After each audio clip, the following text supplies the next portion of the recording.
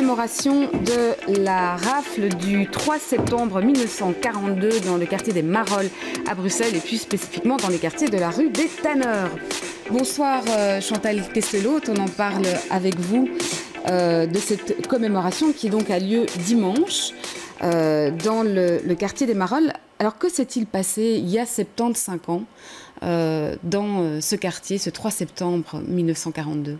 Eh bien, le 3 septembre 1942, dans ce quartier très concentré, autour de la rue des Tanneurs, la rue Blas, la rue Terre-Neuve, la rue du Miroir, les Allemands vont arrêter 718 juifs qui vivent là, 718 juifs de nationalité étrangère qui sont emmenés dans des camions et on ne sait pas vers où ils sont emmenés. En réalité, ils sont emmenés au camp de Malines, à la caserne d'Ossat, qui est en quelque sorte le camp de rassemblement à partir duquel ils vont partir et être déportés à Auschwitz.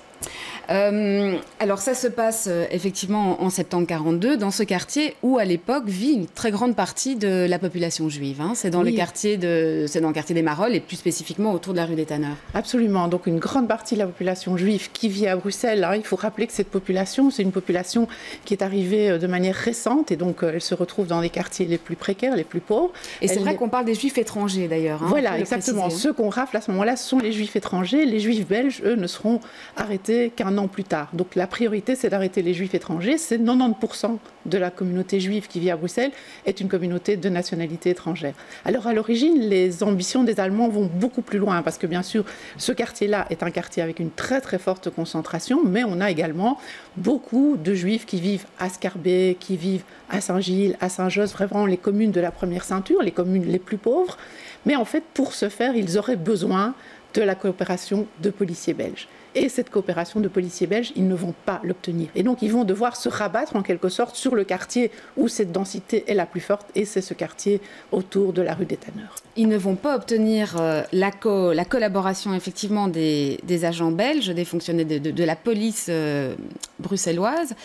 Mais par contre, quelques années plus tôt, autour de 1940, les autorités locales ont une attitude nettement plus docile avec l'occupant allemand. Absolument. Donc il y a eu un sursaut qui s'est produit autour de 1942 et de cette fin d'été 42. Absolument. Donc il faut savoir, quand les Allemands occupent Bruxelles à partir du mois de mai 1940, il va y avoir une série d'ordonnances. Et petit à petit, les Juifs vont être exclus de la fonction publique, les Juifs vont être appelés à s'enregistrer. Mais là encore, pour toute une série de ces dispositions, l'occupant allemand a besoin de la coopération, de la collaboration des autorités belges. Et de 1940 au printemps 1942, les autorités belges vont appliquer sans sourciller ces exigences allemandes. L'enregistrement des juifs, ce qu'on appelle la constitution des fichiers juifs, va se faire avec le partenariat des autorités locales, y compris des autorités locales bruxelloises. Alors il y a un premier moment qui apparaît comme un premier moment important, c'est fin mai 1942, lorsque l'occupant décide d'imposer le port de l'étoile juive. Là encore, il s'adresse aux autorités locales et la question c'est qui va prendre en charge la distribution de ces fameuses étoiles. Et dans un premier temps, les autorités bruxelloises, le bourgmestre faisant fonction, Jules Koultz, s'informent du nombre d'étoiles qu'il faudrait potentiellement obtenir pour pouvoir couvrir l'ensemble de la population juive. Et ils arrivent avec le concours des polices locales à un nombre de 30 000 étoiles qui devraient être distribuées. Mais un jour plus tard, les Allemands demandent la coopération des policiers belges pour aller arrêter une série de résistants. Et ce geste-là est très mal perçu par les autorités locales bruxelloises, tant et si bien qu'elles vont refuser leur concours pour distribuer l'étoile. Là où, à Anvers, l'autre grand lieu de concentration de la population juive en Belgique, là où les autorités locales anversoises vont prêter leur concours à cette distribution de l'étoile. Donc il y a là, je dirais, un premier signe, même si dans un premier temps, ce premier signe n'est pas à interpréter comme un geste, je dirais, de protection vis-à-vis de la population juive. Il s'agit plutôt un petit peu de, je dirais, de la conjonction d'autres faits. Mais ce premier geste va être suivi d'un autre qui va être le refus de participer pour la police communale à cette rafle du 3 septembre 1942. Là où à Anvers, une fois encore, la police locale va pleinement contribuer à la rafle qui a lieu d'ailleurs au mois d'août, à la fin du mois d'août 1942. Absolument. Donc à Anvers, il y a 3 rafles. Une première rafle qui a lieu le 15 août, une deuxième rafle qui a lieu le 28 août. On est en plein dans le calendrier anniversaire. Et cette rafle du 28 août, la police anversoise l'exécute seule. Donc là, pas de concours des Allemands, ce sont des policiers anversois qui vont arrêter 1200 juifs anversois. À Bruxelles, il y a le refus de la police. Alors Chantal Questelot, donc ce dimanche, commémoration de cette page de l'histoire de Bruxelles et de l'histoire de la persécution des Juifs, avec notamment le marquage, le fait qu'un square va désormais porter le nom d'un résistant juif qui a été lui-même arrêté à cette occasion-là. Pourquoi n'y avait-il pas jusqu'ici de marquage dans l'espace public, dans le quartier des Marolles, de cet épisode qui est quand même l'un des épisodes majeurs de la persécution des Juifs ?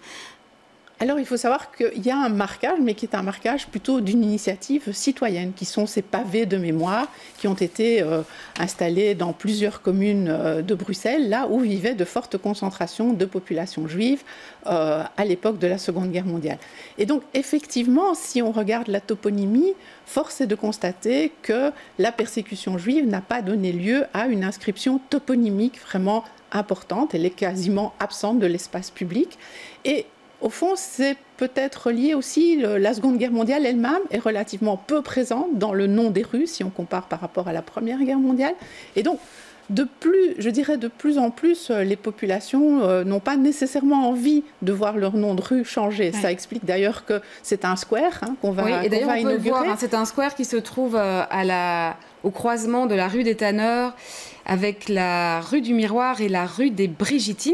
Voilà, c'est le square Herschel Greenspan, du nom de ce résistant juif. Alors en fait, Herschel Greenspan n'a fait que passer vraiment de manière assez éphémère dans ce quartier. Donc c'est un Polonais qui vivait en Allemagne, qui s'est réfugié en Belgique quelque temps et puis qui ne souhaitait pas, au fond, pour lui, la Belgique était un pays de transit et qui part pour la France, et là, il va commettre un meurtre à l'ambassade de Paris, il va abattre un secrétaire, et c'est ce geste qui a servi en quelque sorte de prétexte au déclenchement de la nuit de cristal en novembre 1938. Donc par la suite, son parcours, au fond, n'est plus véritablement revenu à Bruxelles, puisqu'il a été arrêté après ce meurtre, et donc il a été remis aux autorités allemandes, et on perd en quelque sorte sa trace à partir de 1942. Il est probablement mort entre 1942 et 1945. Et donc, je dirais que c'est rendre hommage, en fond, à ce passage éphémère de cette personnalité dans ce quartier.